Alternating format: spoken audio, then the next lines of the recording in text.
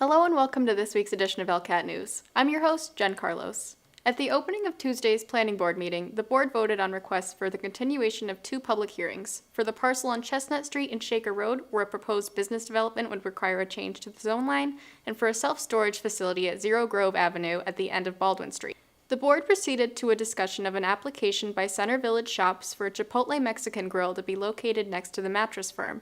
That space had been considered for a Five Guys restaurant earlier this year, but the franchisee pulled out of that deal in April.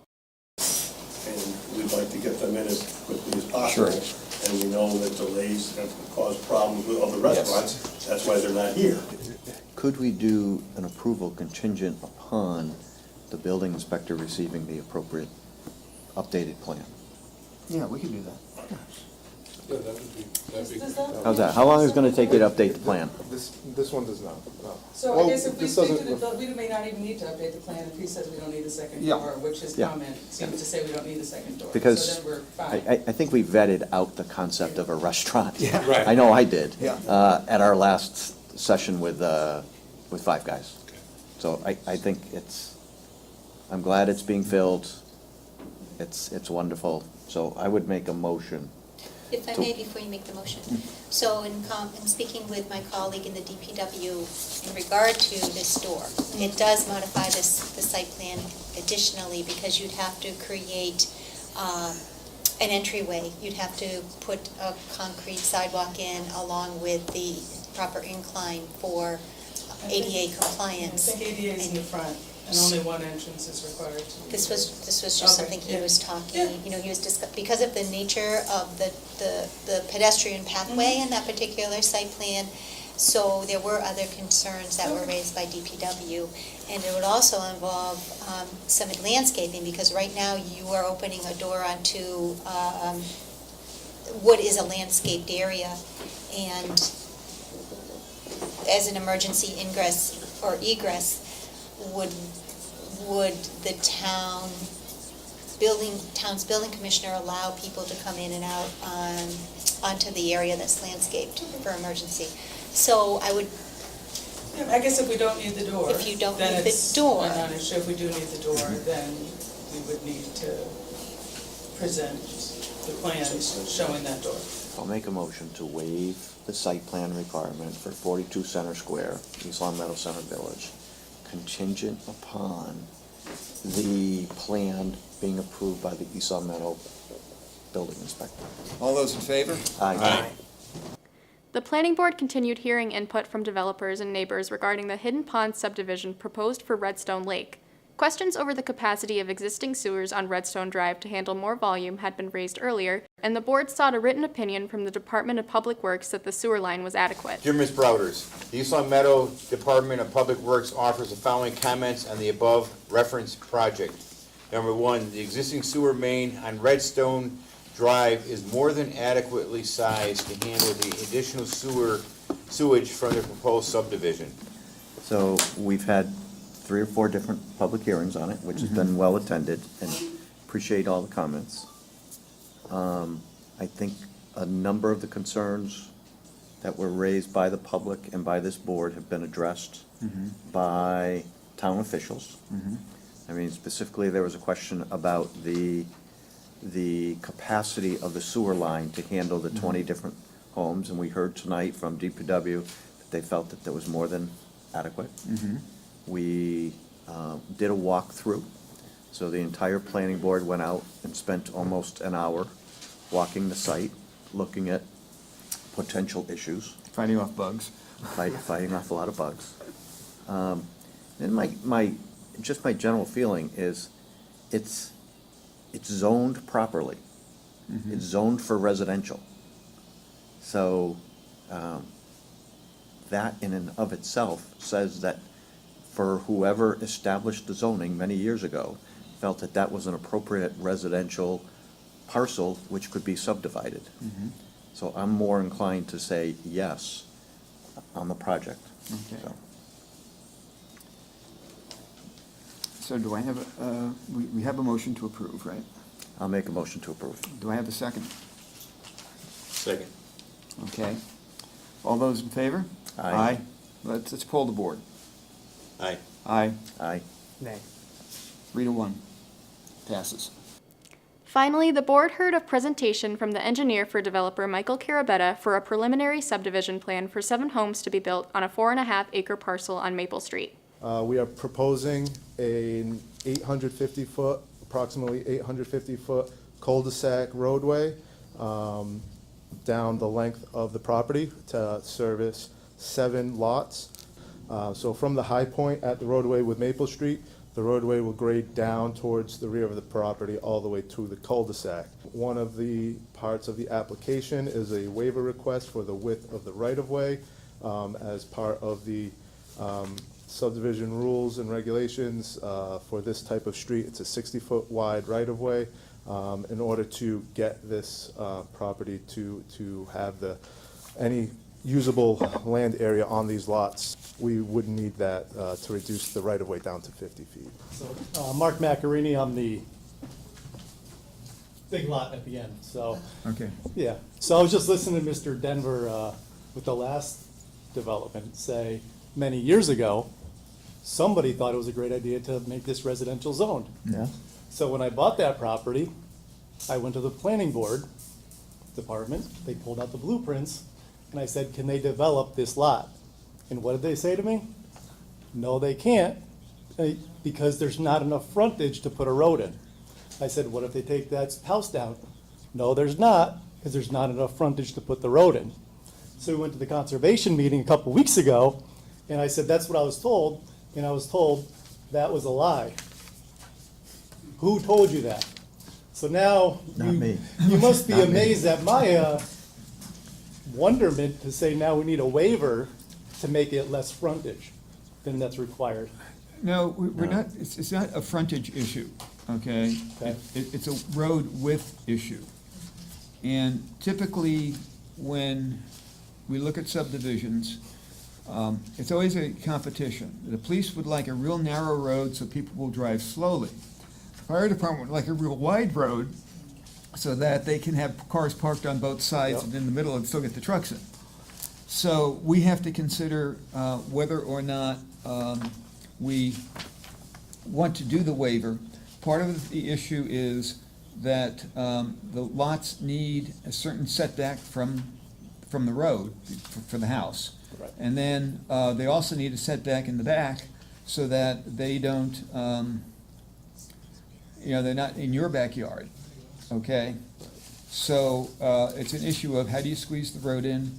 Now, I don't know who told you that many years ago.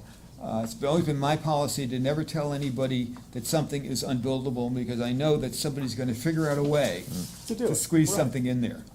Do you have a motion to continue? So moved. Can I have a second? Second. All those in favor? Aye.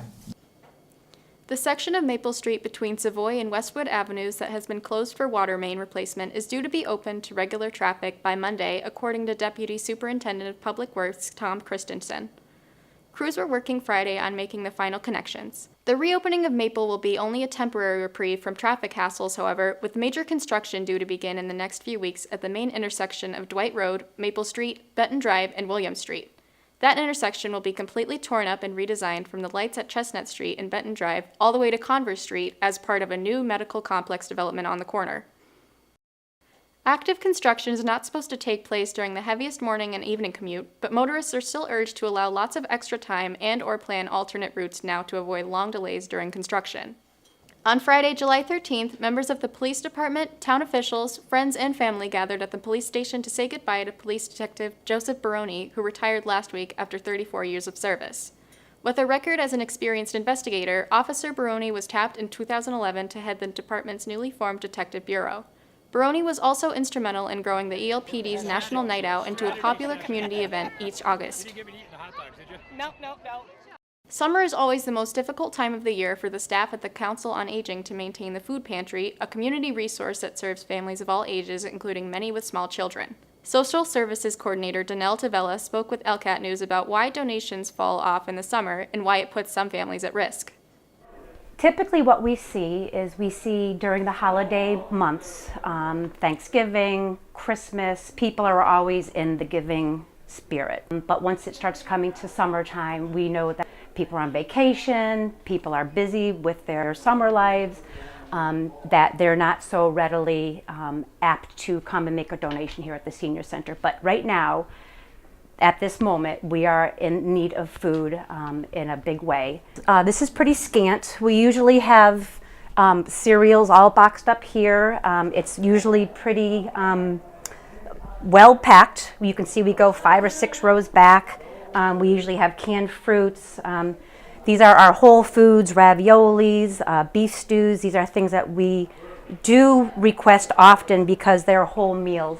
And this is especially during the summertime when there are children home and out of school. They don't have that meal that they rely on at school.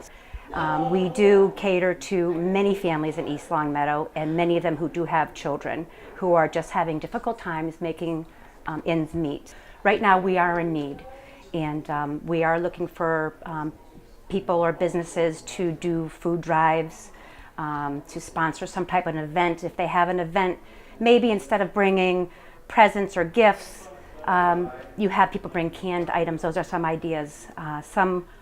In the past, we've had children who have had birthday parties, and instead of requesting gifts or not wanting gifts, they request food items.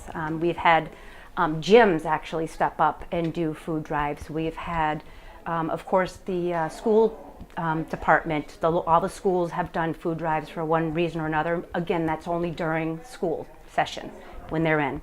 So summertime again, you know, we are needing those donations. Things such as toilet paper, deodorant, shampoo, toothbrushes, toothpaste. Those are all items that are not provided, or you cannot purchase those through your SNAP. So those, again, are things that we would love to get on an ongoing basis because they are so necessary.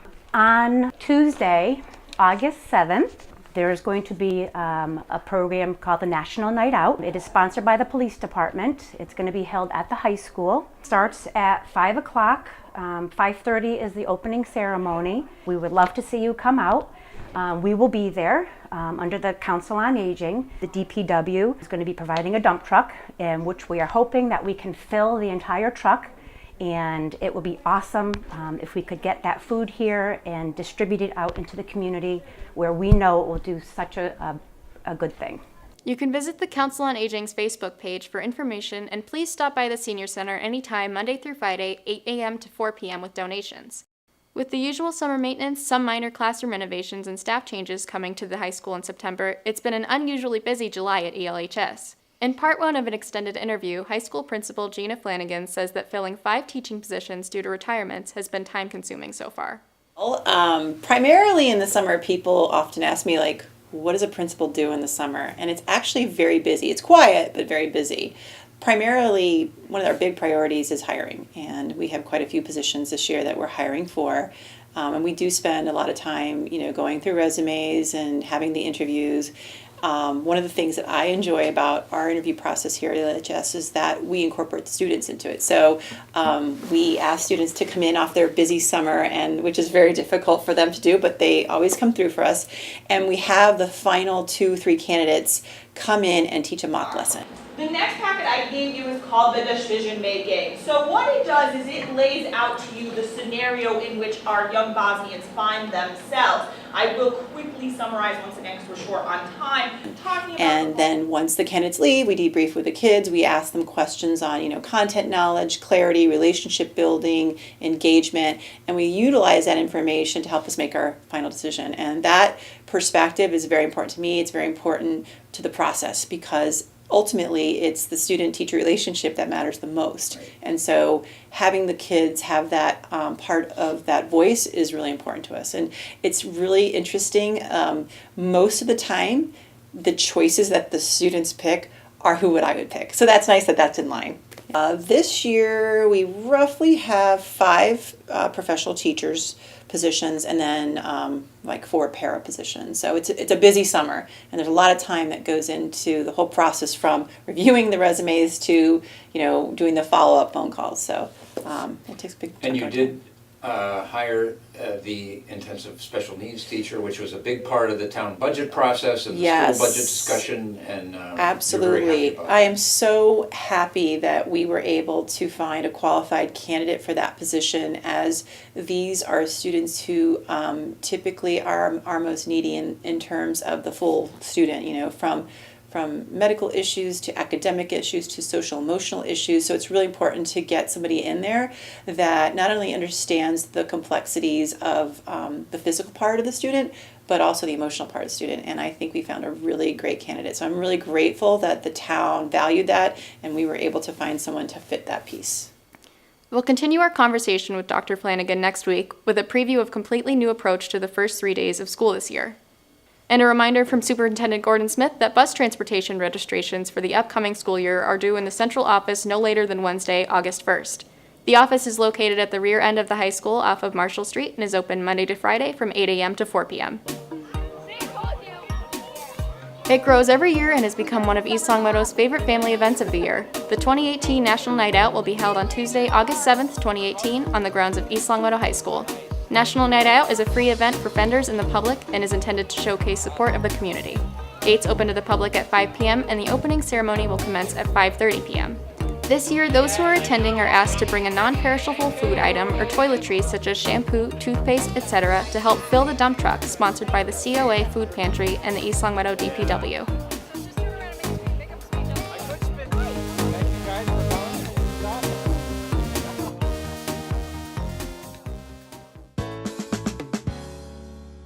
And here's what's happening at the library this upcoming week. On Monday, July 23rd from 4 p.m. to 5 p.m. is Libraries Rock Painting. This event is for ages 7 to 12. Visit the library to decorate and paint rocks. You can keep your rock or donate it to the library to use outside. Please register in advance as space is limited. Also on Monday, July 23rd from 6 p.m. to 7:30 p.m. is more Libraries Rock Painting. This session is open to ages 13 and up. Tap into your creativity with some rock painting. No experience is needed, and all materials are supplied. Keep your rock for a souvenir or donate it to the library to decorate the outdoor spaces. Sponsored by the Friends, registration is required. On Tuesday, July 24th from 12:30 p.m. to 2 p.m. is another edition of Cafe Concerts. Enjoy the group Lady Antebellum while you take a lunch break at the library and enjoy a show on the big screen. Light refreshments will be served, sponsored by the Friends. Also on Tuesday, July 24th from 5:30 p.m. to 7:30 p.m. is Stories with a Star. Wear your PJs to the library and hear Meadowbrook School librarian Celeste O'Brien, aka Mrs. O, read some of her favorite stories. And on Wednesday, July 25th from 10:30 a.m. to 11:30 a.m. is the Apple Place Story Time. Visit the Apple Place for stories, songs, movement, and ice cream. Located at 540 Summers Road in East Longmeadow. On Thursday, July 26th from 3 p.m. to 4 p.m. is Sound of Music. Come explore how sound moves and how different pitches are created. This event is for ages 8 and up, and registration is required. Sponsored by Bay Path University, Wish Outreach, and the National Science Foundation. Finally, on Thursday, July 26th from 6 p.m. to 7 p.m. is an after-hours concert. Join musical duo Lynn Simmons and Guy McGuinn as they help the library celebrate its 2018 summer reading program. Recommended for ages 8 and up, registration is required. This event is sponsored by the Friends. That's it for this week's edition of ELCAT News. Tune in next time for part 2 of our interview with high school principal Gina Flanagan and a look at 2 community organizations with a mission to provide critical support in community emergencies. Those stories and more next week on ELCAT News. I'm Jen Carlos. Thanks for watching. We'll see you next time.